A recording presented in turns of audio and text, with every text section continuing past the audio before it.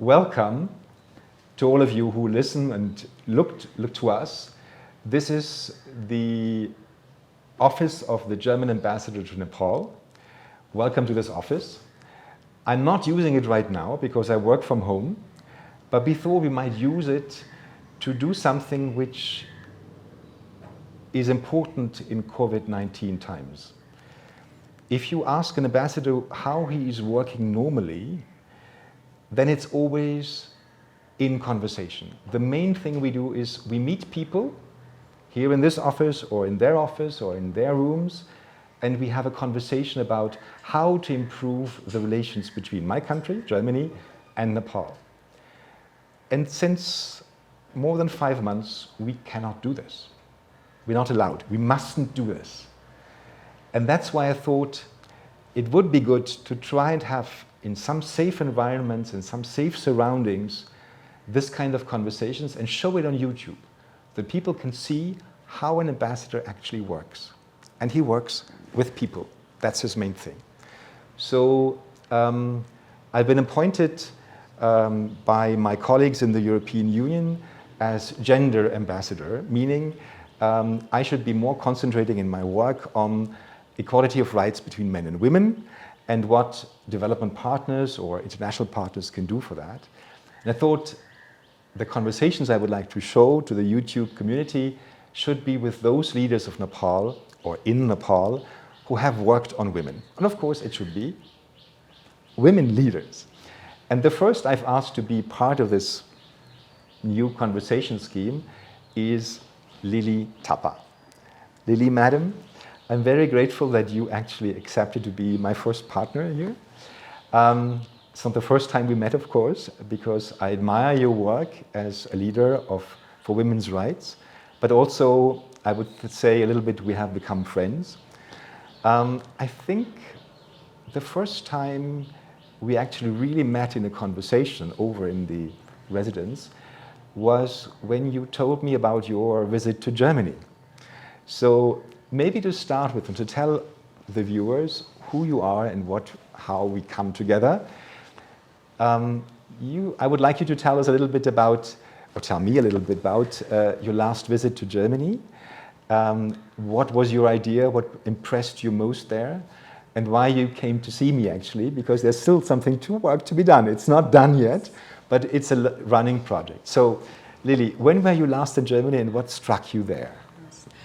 Thank you so much. First of all, I really wanted to thank you and congratulate you as well as for being nominated as a gender expert, a gender... well, we'll see. And thank you so much, sir. And it's really be an honor for me to have a consultations with you, sir. And regarding Germany, I haven't actually realized, the memorial things is so significant before visiting Berlin last year, actually. And I think keeping memory alive is the way of giving honor, respect, and also to celebrate with those people, especially the women, who have contributed a lot in the past in their country. And basically, that I'm a strong believer and also a campaigner for the movement, and also memorialization. What I guess that memorialization are definitely add the strengths on it, on the movement. And basically, the way the history, the evidence, how the feelings and the feelings of the people are put in place together while documentation in Germany, and it's such a, the value of the peoples that has been documented properly in the Germany. That was the first thing I learned when I was in Berlin. And also, it's really very impressive, how German government has valued this and how they have created the space for the future generations to learn and support what the people have done in the past for the sake of the country. That is why I'm very much impressed with how this German government have made in the recognition of the women who fought for the injustice. Actually, I visited a very beautiful monument in Berlin where I found, this monument was built in the recognition of the women who fought for the injustice.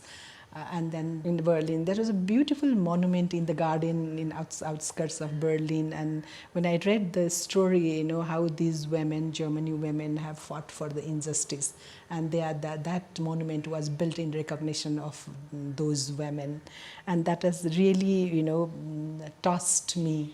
And I haven't seen those kind of things has been in Nepal.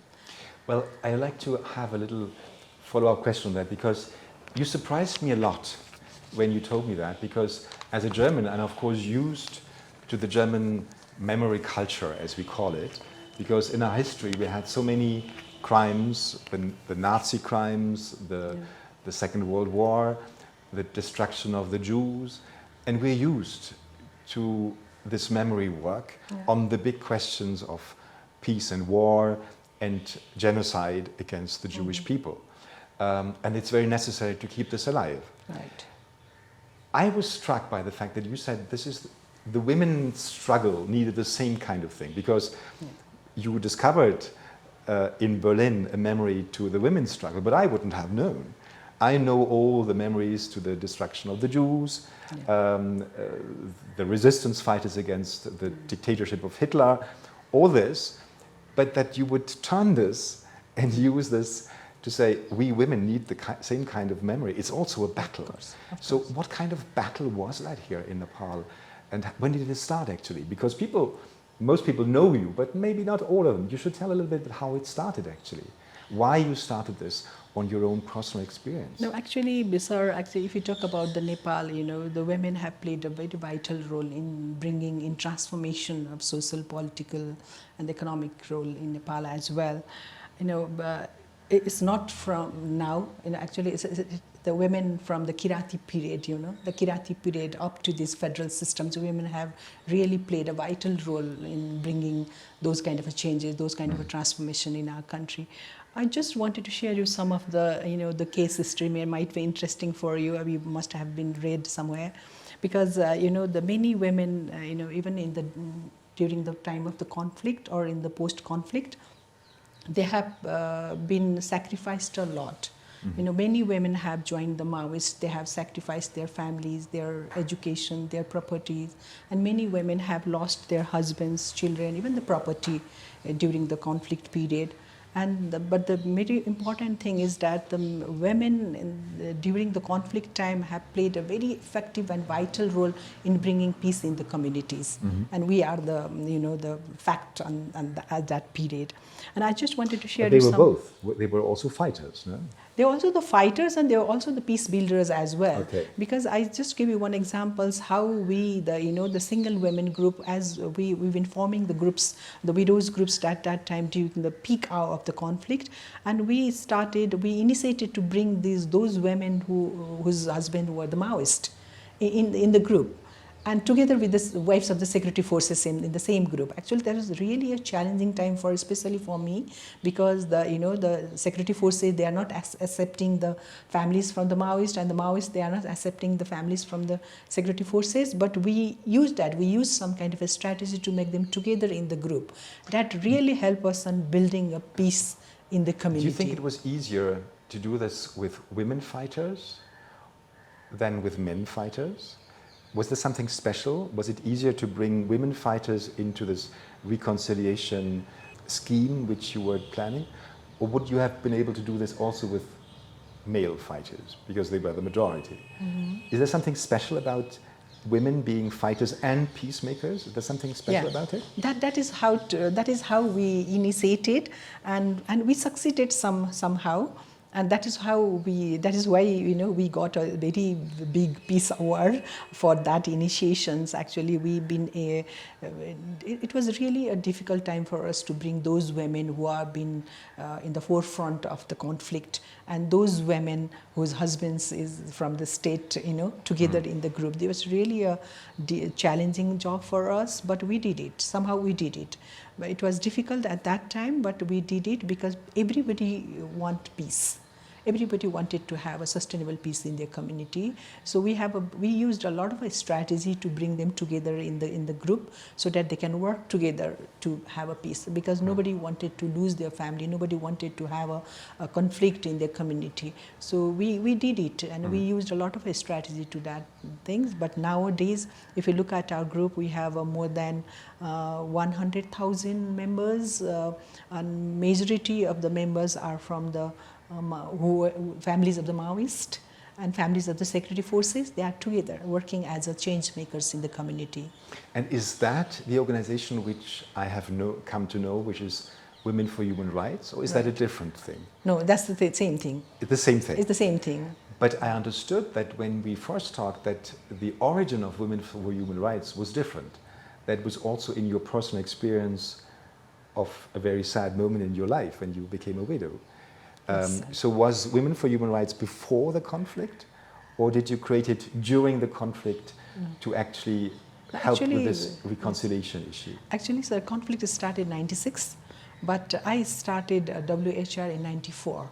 Because, yes, it was before the conflict. I never realized that there will be more widows, there will be a conflict and there will be more widows. Yeah. I have never thought about that, because I started WHR when I personally became a widow in 1992 actually. My husband died in peacekeeping mission in Iraq, in Gulf War.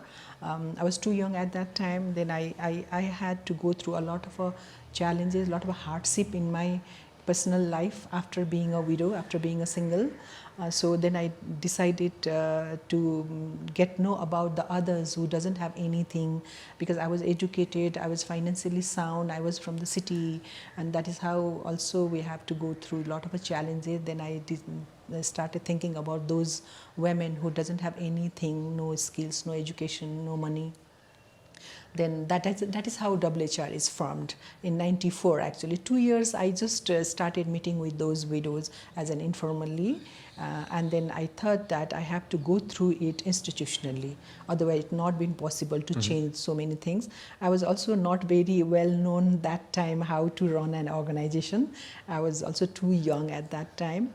Then after forming in '94, 2-3 years I just doing a kind of a informal gatherings and hearing and sharing experiences of sorrows and whatever.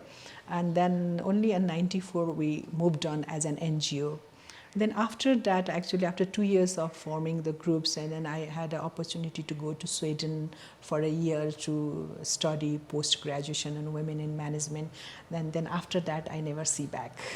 So Well, there are two things which are interesting to me in that. First is that actually there was outside help. You went to Sweden, you said, right, to do the management course, and that helped you institutionalize the movement. A lot, so. And you told me about going to Germany and coming back with this idea of memories to be built and preserved. So that's interesting for me, of course, how one can be an external institution, a country, a partner of Nepal, respectful of Nepal, but still giving input and help. And the second thing, which is interesting to me, is that you seem to have started always at the lowest point for a woman. Personally, you started when you became a widow, which is the terrible moment when you lose the loved one and everything happens, and that you had to develop that strength to overcome that moment and the adversity in the own family and in society. So it's a very low moment in the career of a woman to start with, in big hardship. And then came the conflict. Again, widows were the starting point, because they were hardest hit. Either themselves or their husbands were dead. That is a bit what happens very often, I think, that women's rights are being seen as touched when it's very hard, when it's a catastrophe, when there is war or death. But it's everyday life for a woman. It's a decision to take a job or not, to make a training or not a training. How do you see this today when Nepal has come to a form of stability, when we have a democracy, when we have a woman president? have you achieved coming out of this big hole, widow, war? Now in the normal society, are things going well, or No, sir. do you have still something to do? No, sir. Actually, we must not forget those women, because whatever, the status like we are right now, it's just because of the contributions that the women in the past have done so far in our country. The history, but even we wanted to acknowledge the contribution that the women have played during the time of the conflict as well. And we have almost more than 200-300 sexual survivors who are raped during the conflict period. We have hundreds of the children born out of rape here. And you know that these sexual survivors and the rape victims, this has not been included into the definition of the conflict, still not been included. So they are totally been ignored by all of us. So how, because we are closely working with the rape survivors, and every day we meeting with those women and see their faces, they have gone through so many, traumatic way, and they're not been able to get in justice, because they're not been able to come out to, report for these perpetrators, just because of the society, That's So. now leading us into a bit more political questions, of course, because what you just mentioned has been very close to my work for quite some time, because as a German I am fascinated by the work Nepal as a country is undertaking about its own past, the recent past, about the conflict and all the issues you just mentioned, and has actually come out of it as a democracy. It may not be perfect, but it's still a major achievement to have ended the civil war. We call it civil war. It's sometimes called conflict area, but it was a very internal conflict, and has come out of it as a democracy in a rather peaceful way today. So there are issues now with memory. The memory is one of the biggest issues which has not been dealt with. Memory and justice. What is your hope? Because we know that the government has been working publicly on a new draft law for conflict victims, for transitional justice. It's a bit in limbo right now, but maybe not dead completely. What are your expectations towards Parliament, who is going to debate this draft law in the near future? What would you tell these people to do? Most challenging things right now as a civil society we are facing is the political interference everywhere. So it's sometimes we feel little less hope on having a giving a justice to those who faced injustice in the conflict period because of these discriminatory laws and policies that is still existing in our country. But we are a little hopeful, and we are working on that. We are doing a lot of advocacy, and we have formed a big national network of the women affected by the conflict, and I'm the advisor of that network. That is how this network all around the country, especially women, no matter, regardless of their husband's background, a Maoist or the security forces or whatever, class, caste and ethnicity, they all come out together like a power, like a strong power. And we are very much hopeful of having some kind of changes. But the thing is that the political leaders should have the willpower to give the justice to those people. Well, it is quite an issue for a country to come to grips with its own past if the political leaders who are responsible for that past are in power. But that's a new thing. It hasn't happened before. In Germany, for instance, we did not have the same leaders who were responsible for the Nazi crimes in power after the defeat. It was new leaders, and there was a foreign power imposing it. In a certain sense, it made it easier for us to come to grips with the past, because we didn't have to get the same leaders to discuss their own past. That was a very painful process, but they were not really all in power. Whereas here, that was part of the peace deal. That's the pity, yeah.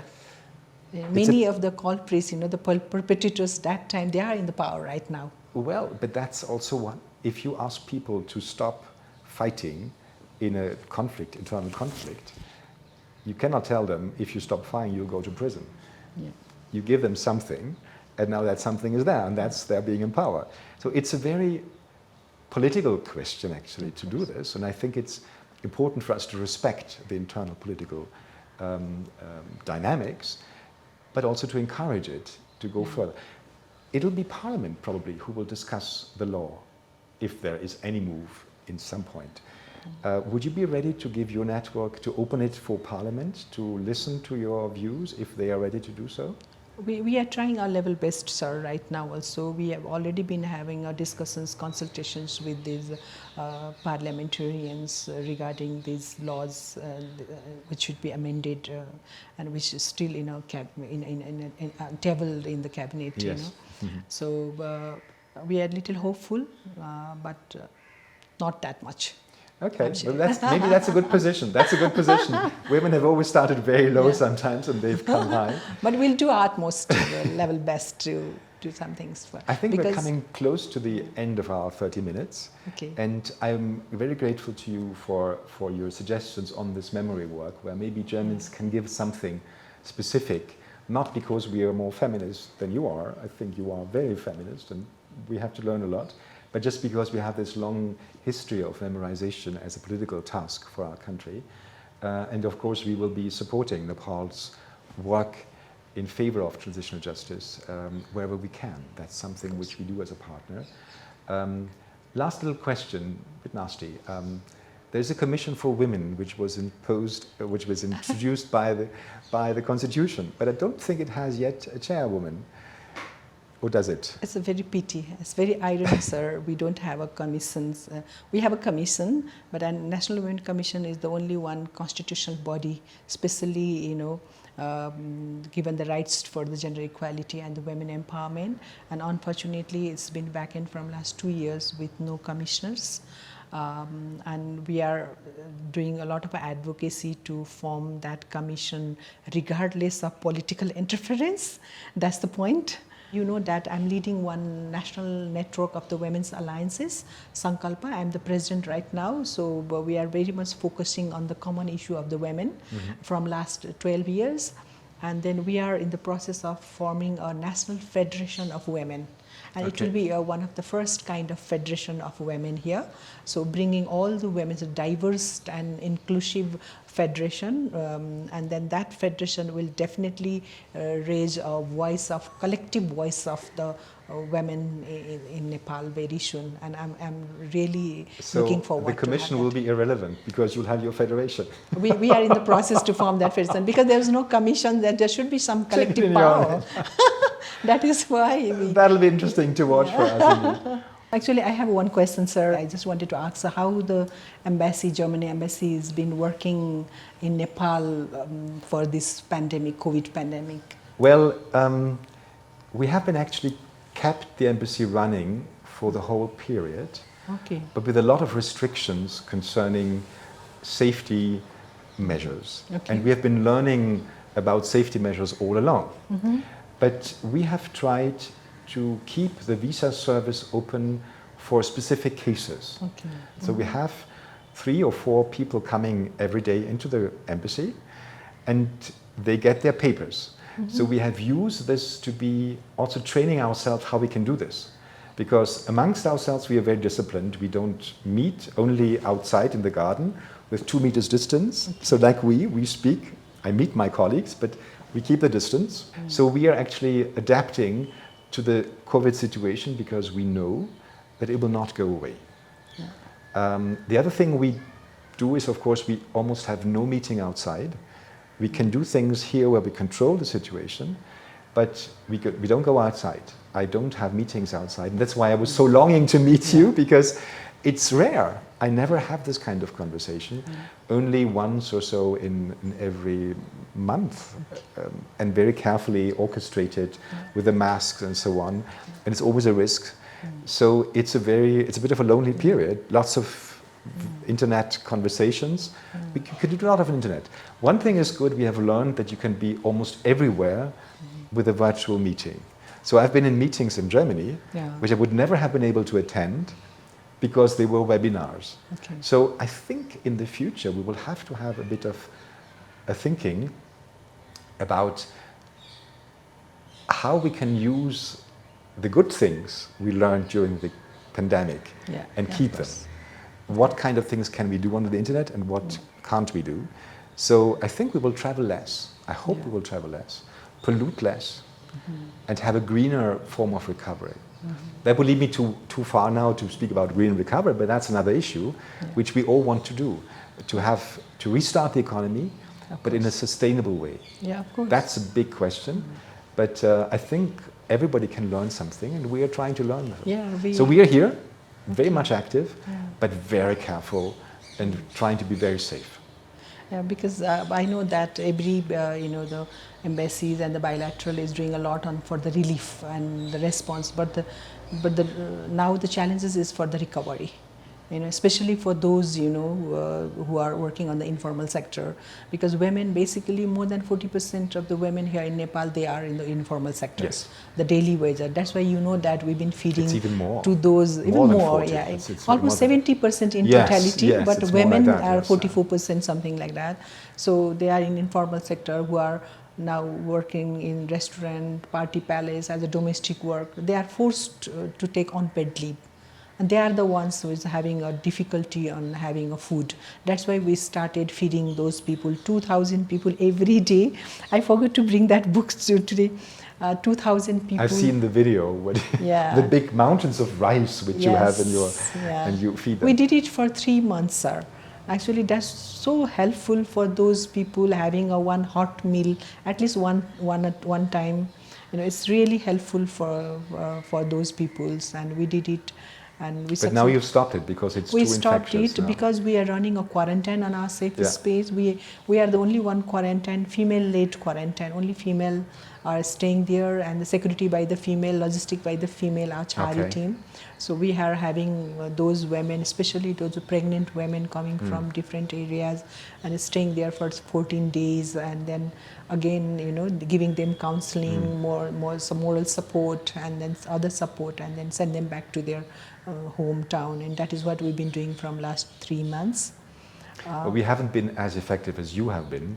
We have tried to be a good neighbor in this neighborhood in Gyaneshwar, where we are, and we have helped a little bit people through the ward chairman with food, but we didn't want to talk too much about it because it's small things.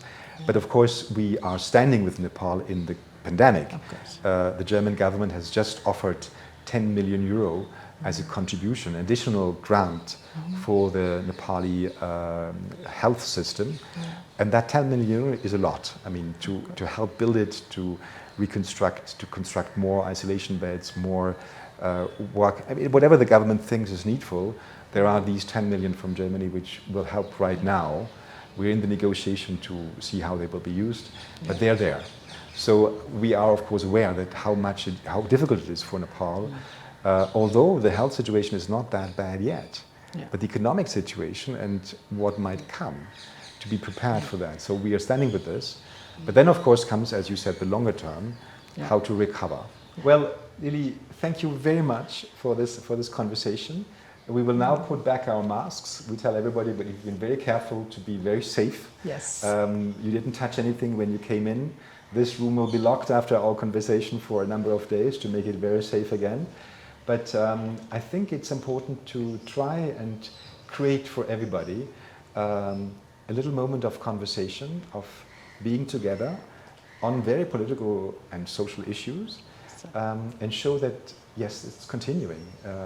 Although it's COVID, we are here and we try to work, and we try to work for the relations between Germany and Nepal, but also for the bigger questions, which is feminism.